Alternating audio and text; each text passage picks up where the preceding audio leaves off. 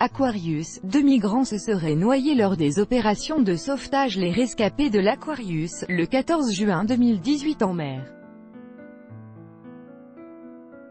Médecins sans frontières, AFP. L'ONG Médecins sans frontières a confirmé que 2 migrants se seraient noyés pendant les opérations de sauvetage de l'Aquarius lors du week-end dernier.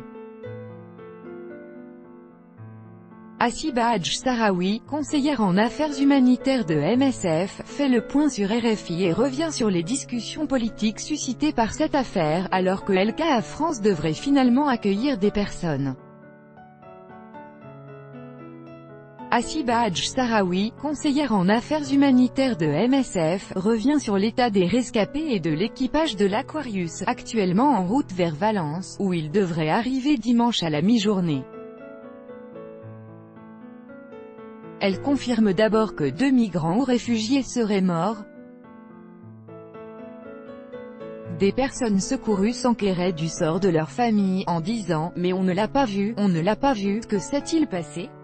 Il était à l'eau ». Voilà comment on a eu la confirmation que 2 personnes semblaient être décédées, ce qui n'est pas définitif. C'est une difficulté de la mer, on ne saura probablement jamais ce qui s'est réellement passé, ajoute Hasiba Hadj-Sahraoui.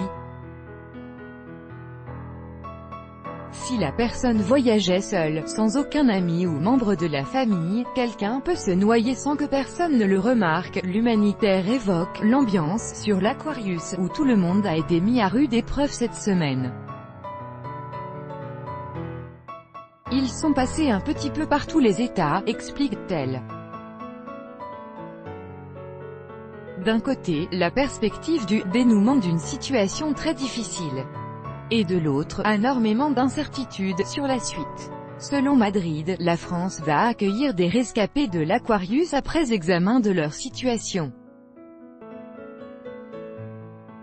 Des rescapés qui proviennent de 26 pays, dont 23 du continent africain mais aussi d'Afghanistan, du Bangladesh et du Pakistan. Parmi eux, 6 femmes enceintes, 11 enfants de moins de 5 ans et 123 mineurs non accompagnés, selon MSF. Environ 630 personnes avaient été recueillies au large des côtes libyennes le week-end dernier, mais le nouveau ministre italien de l'Intérieur, le dirigeant de la Ligue Matteo Salvini, extrême droite, avait fermé les ports à l'Aquarius. Le nouveau gouvernement espagnol du socialiste Pedro Sánchez s'est donc proposé. On a une expérience très particulière. Cette affaire a également donné lieu à des échanges peu diplomatiques au sein de l'Union européenne. Notamment des propos du président français contre Rome. Aussi, Emmanuel Macron et le nouveau chef du gouvernement italien, Giuseppe Conte, ont tenu à afficher vendredi une entente parfaite.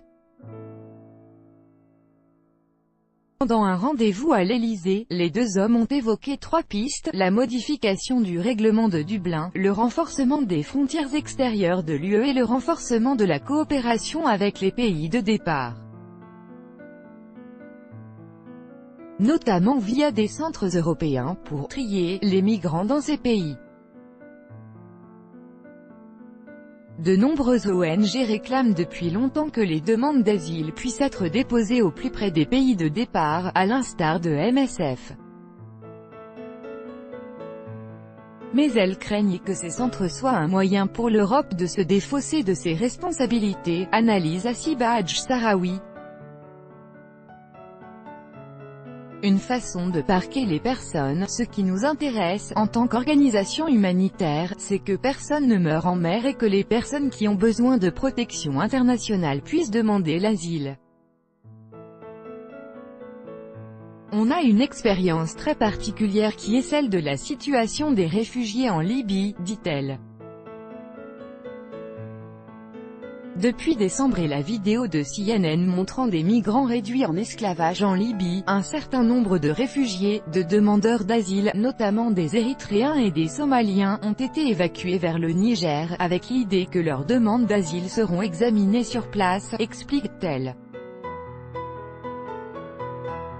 Or, en réalité, les personnes ont été transférées au Niger et elles attendent toujours. Très peu de personnes ont maintenant pu se rendre dans un pays d'accueil, constate la conseillère en affaires humanitaires de MSF, qui regrette que ces centres soient souvent une façon de parquer les personnes. Le problème, l'obligation d'examiner les demandes d'asile n'est pas du tout prise au sérieux. Mais à voir, on est prêt à entendre parler des différentes propositions, dès lors qu'il ne s'agit pas de trouver des subterfuges pour échapper à ces obligations internationales, mais MSF pour l'heure perd patience, alors que nous ne sommes pas en mer, qui procède aux opérations de sauvetage, demande Assiba Hadj Sahraoui.